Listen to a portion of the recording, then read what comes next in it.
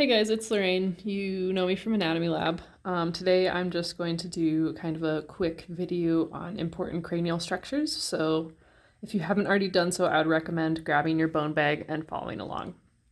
So to start off with, we're just going to go over some of the basic bones of the skull and different landmarks. This is your frontal bone. You also have two parietal bones and the occipital bone. Since these originate as separate pieces, they need to eventually fuse together with something known as a suture. The suture between the frontal and parietal bones is known as the coronal suture. If you think back to some of your very first anatomy lectures, you'll remember that when you look at imaging, you can have coronal imaging cuts or sagittal imaging cuts. So it makes sense that this is our sagittal suture separating the two parietal bones. If we look to the posterior aspect of the skull, we now have a triangular suture. This is separating our parietal bones from the occipital bone. We call it the lambdoidal or lambdoidal suture since it slightly represents a lambda. We should also note that we have 2 points where multiple sutures are coming together. This posterior one is going to be lambda, since it's running on our lambdoidal suture.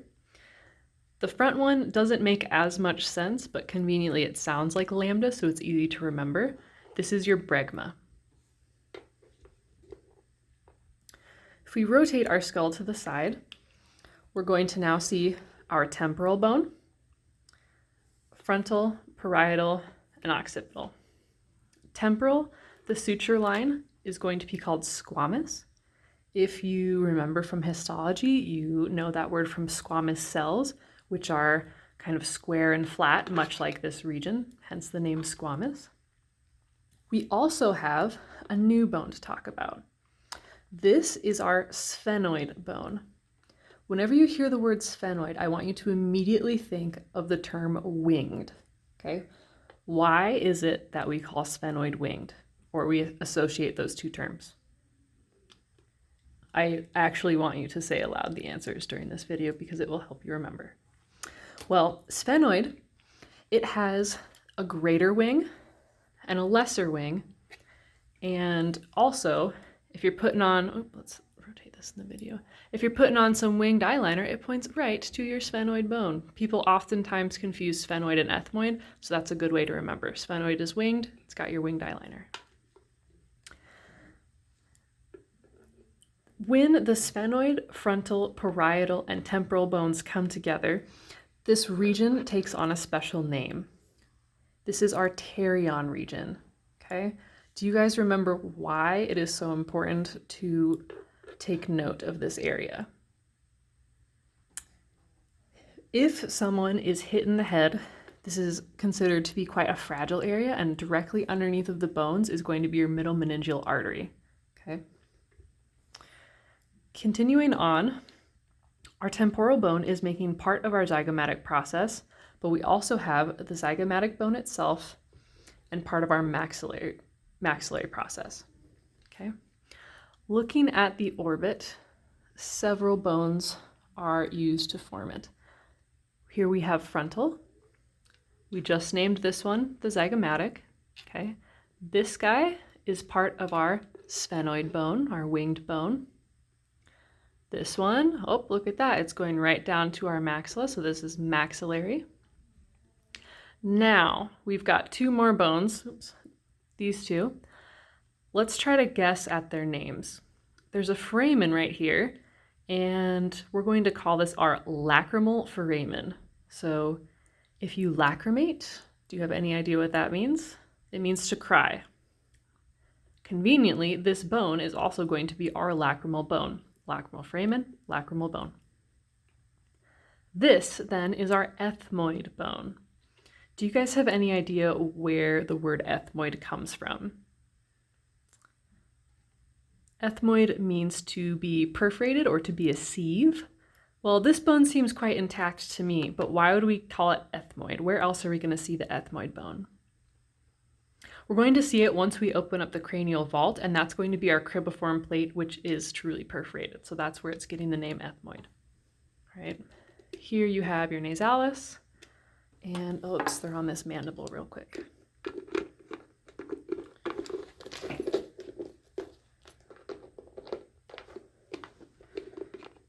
There, okay.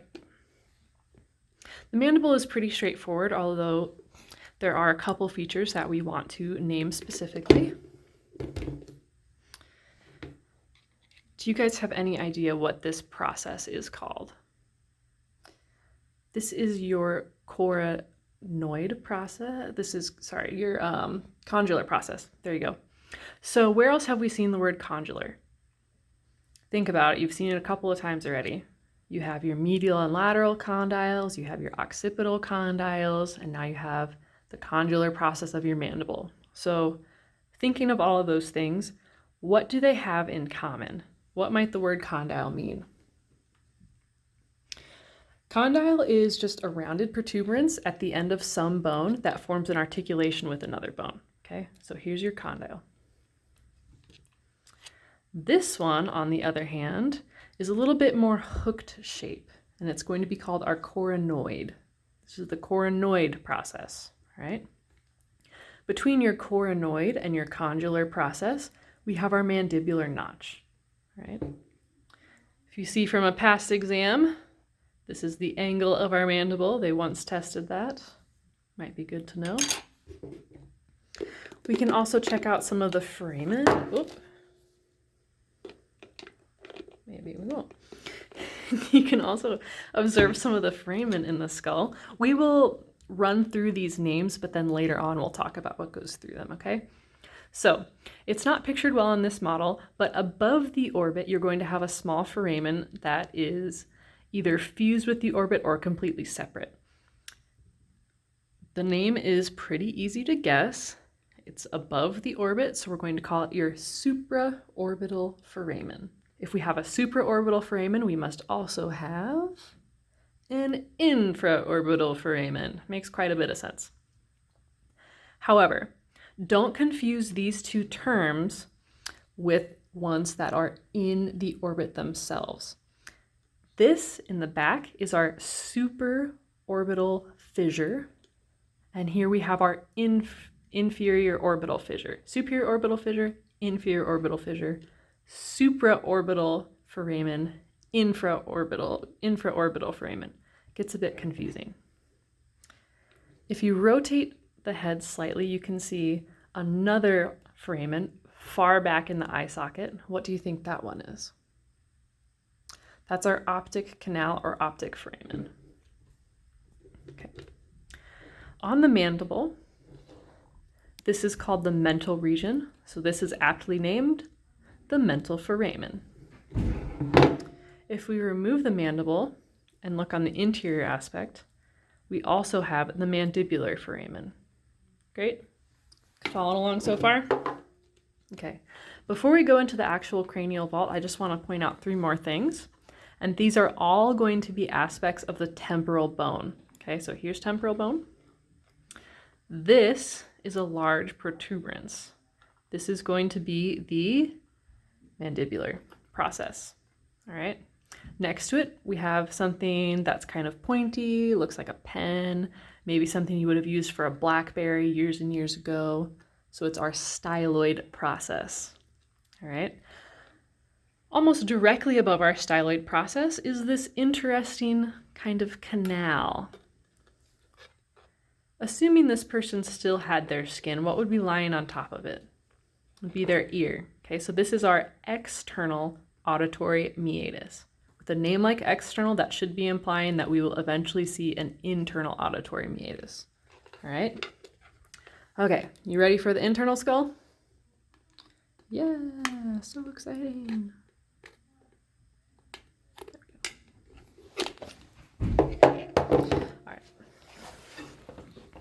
Before we get to the meat and potatoes over here, I would like you guys to take a moment and appreciate these indentations along our skull cap.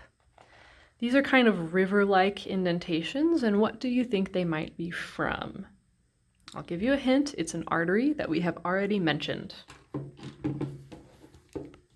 Those are from the middle meningeal artery. Okay, where did we talk about the middle meningeal artery all of 8 minutes ago? It was in our pterion region. Okay. All right, so here's your cranial basin, and you can divide it into 3 different sections. The first is going to be our anterior cranial fossa, followed by our middle cranial fossa and posterior cranial fossa. Okay. In our anterior cranial fossa, I'm not sure if you can see, let's zoom in.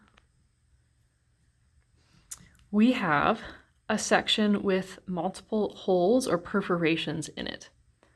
I've already talked about it. This is on our ethmoid bone. It's the cribriform plate. Okay, so the right and left cribriform plate are separated by something that looks like a little elevated septum. It slightly resembles the tufts that a rooster has on its head, and thus we call this the crista galli, the crest of the rooster. Okay, this is the attachment point for our falx cerebri. Moving posteriorly, we're going to have the optic canal or foramen, and then our superior orbital fissure. Okay, note that on the outside, we saw the superior orbital fissure and the inferior orbital fissure. But on the inside, we only see the superior orbital fissure. Why is this?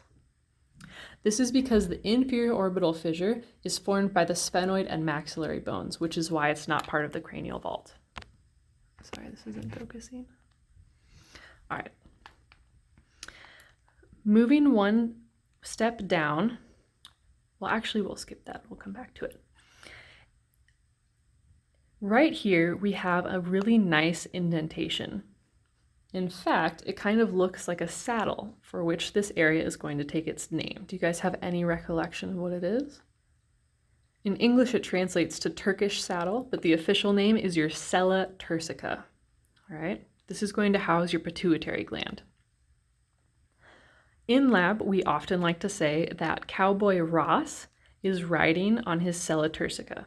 Okay, so Ross will help you remember these 3 foramens, R, O, S.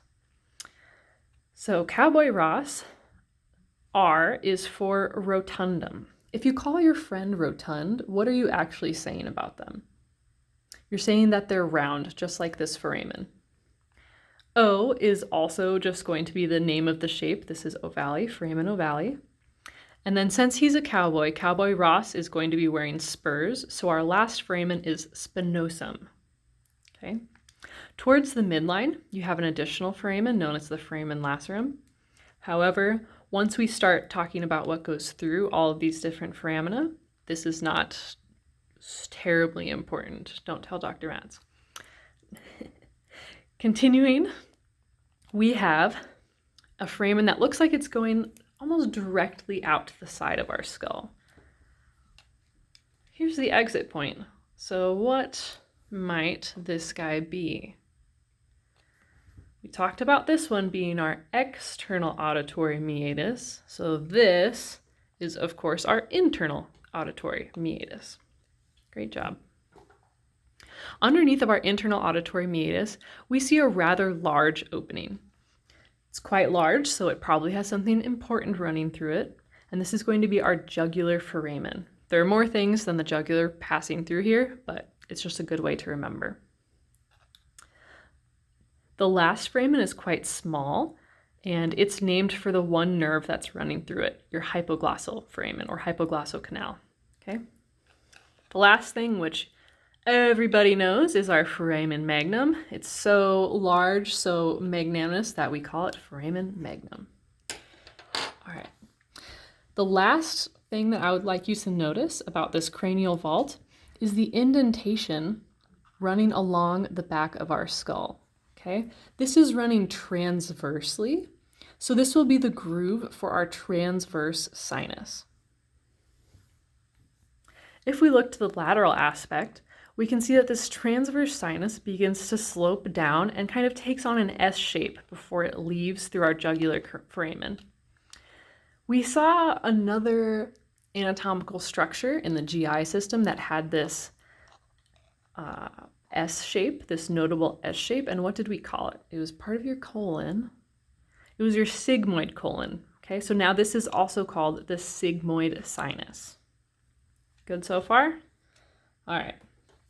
Stay tuned for the next piece where we start going over the brainstem.